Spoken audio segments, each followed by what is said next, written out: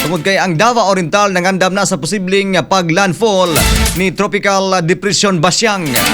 Alang sa kompleto detalye na nagagikan sa Mate City, katropang Vicente Pichon IV.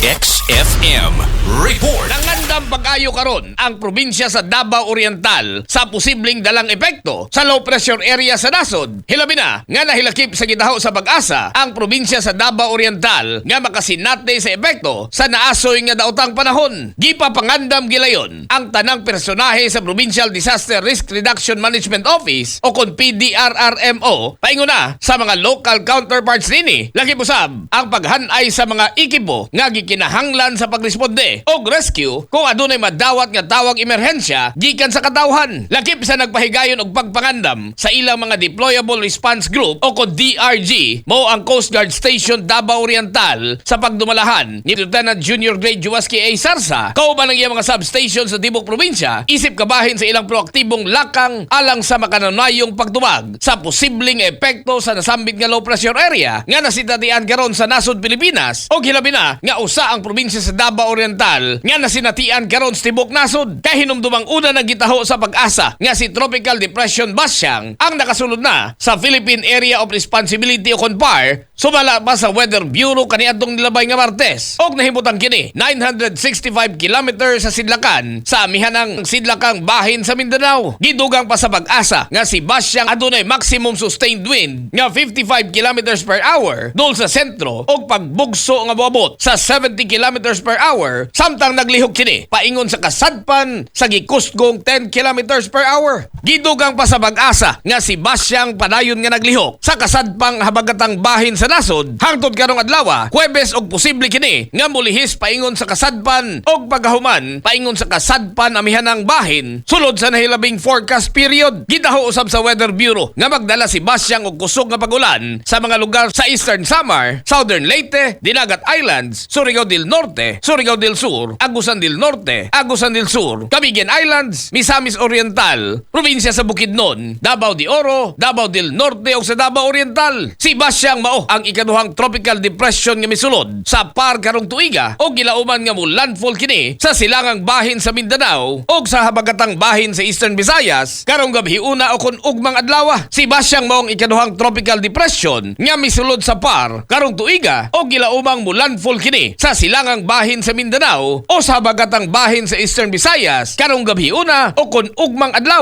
Biyernes sayo sa kabuntagon. Para kanunay healthy ang atong pamilya, mag-premium D3 na kita. Katropa niyo sa balita gikan sa City of Mati para sa nagahiusang Pilipino, para sa Pilipinas. Kini si katropang Vicente Pichon IV, XFM News.